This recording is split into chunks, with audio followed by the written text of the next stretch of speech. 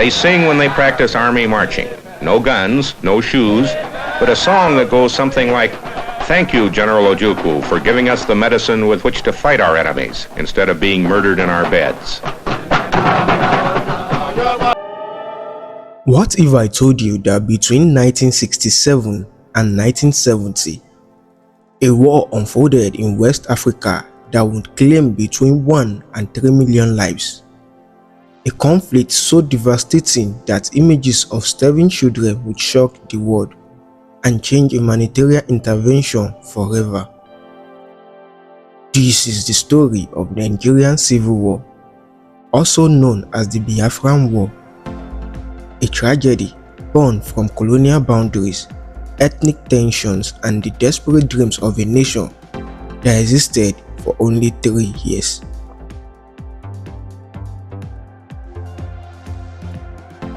To understand this war, we must first travel back to October 1st, 1960, the day Nigeria gained independence from Britain.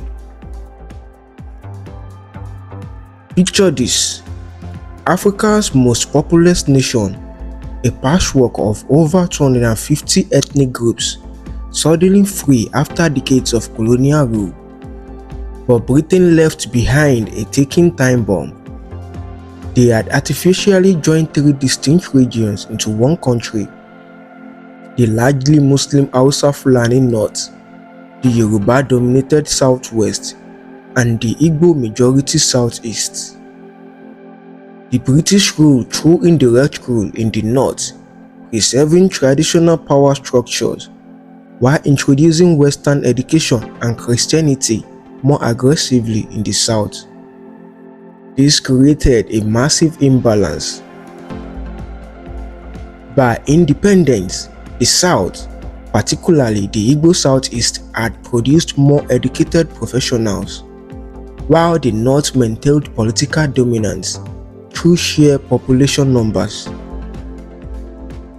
Nigeria's first Prime Minister, Sir Abubakar Tafawa Balewa, a Northerner, tried to hold this fragile union together, but beneath the surface, tensions simmered like a pot about to boil over.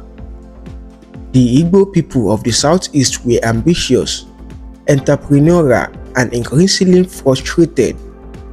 Despite their education and economic contributions, they felt marginalized. Many had migrated to the North for business and civil service positions, creating resentment among Northerners who saw them as outsiders controlling their economy.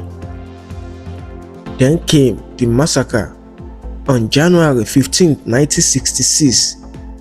In the early hours of the morning, Nigeria's political landscape shifted. A group of young military officers led by Major Chukwuma Kaduna Ezeogo staged a violent coup. The plotters, predominantly Igbo, assassinated key political figures, including Prime Minister Abubakar Tafawa Balewa, Northern Premier Ahmadu Bello, and Western Premier Sir Samuel Akintola. The coup was brutal, bloody, and appeared to target Northern and Western leaders specifically. Major General Aguiyi Ironsi, an Igbo and the highest-ranking officer in the Nigerian Army, emerged from the chaos to take control. He became Nigeria's first military head of state on January 16, 1966. But here is the crucial detail.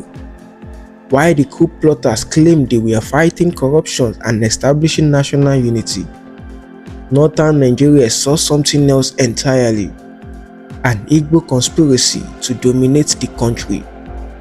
The fact that no Igbo leaders died in the coup seemed to confirm their suspicions. Ironsi made a fatal mistake on May 24, 1966. He issued Decree No. 34 abolishing Nigeria's federal structure and replacing it with a unitary government. To the north, this was proof of an Igbo plot to control all of Nigeria. The response was swift and horrifying. On July 29, 1966, Northern officers staged a counter-coup. General Ironsi was arrested, tortured and killed near Ibadan. His host, the Western governor, Lieutenant Colonel Adekunle Fajoyi, refused to abandon him and was also executed. The details of their deaths were gruesome. Reports suggest they were beaten, dragged behind vehicles and shot multiple times. Lieutenant Colonel Yakubu Gowon, a Christian from the Middle Belt, became the new head of state on August 1, 1966. At just 31 years old, Gowon faced an impossible task, holding Nigeria together as it spiraled towards disintegration.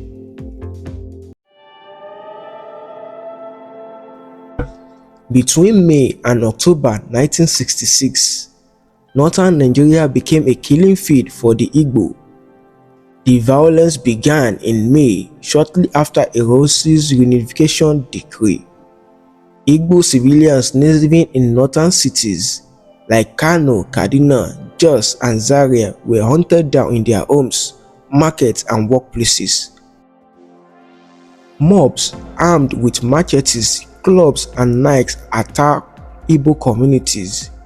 Women were raped, children were killed, entire families were massacred. These attacks intensified after the July counter-coup. Between September 29th and October 1st, 1966, a coordinated program erupted across the north. The scale was unprecedented. Conservative estimates put the death toll at 30,000 Igbos, though some sources claim as many as 50,000 to 100,000 perished.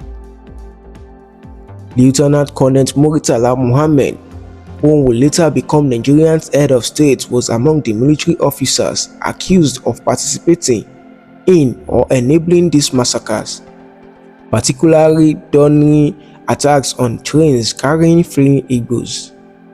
Imagine the terror. Igbo families who had built lives in the north for generations were now running for their lives. Trains became death traps, attacked en route. Their passengers pulled out and slaughtered.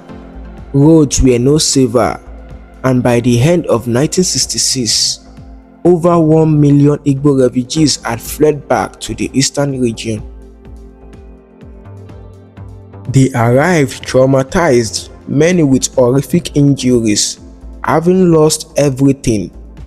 The story they told of neighbors turning into murderers, of bodies piled in streets, and of children orphaned created an atmosphere of absolute terror in the east.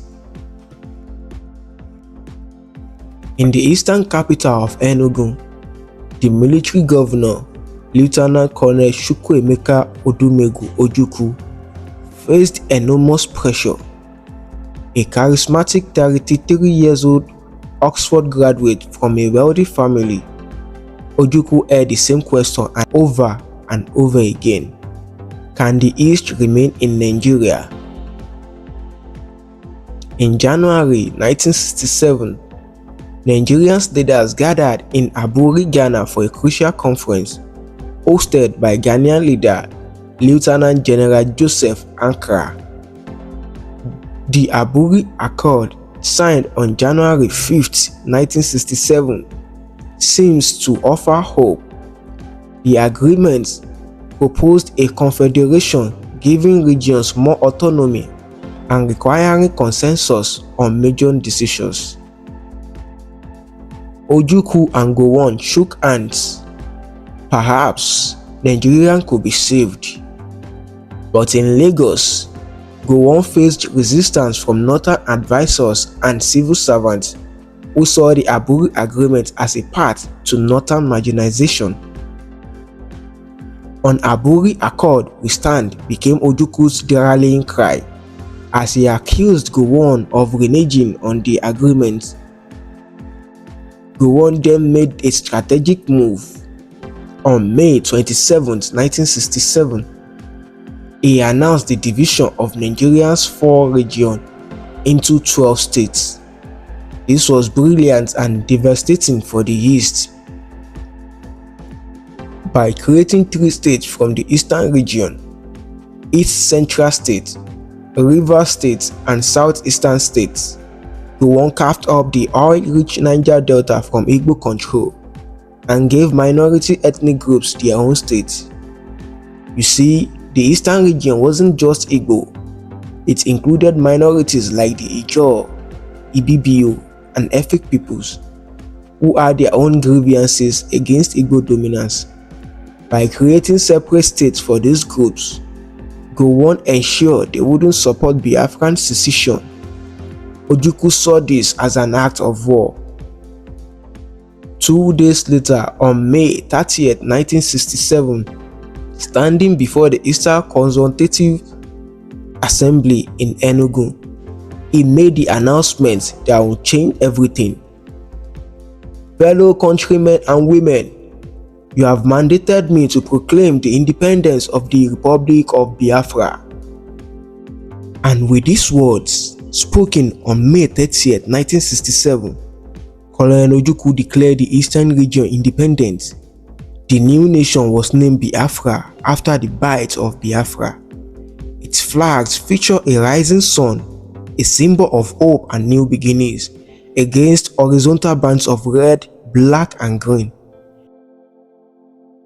The population of this new republic, approximately 14 million people, predominantly Igbo, but including minorities who would so regret being dragged into these adventures.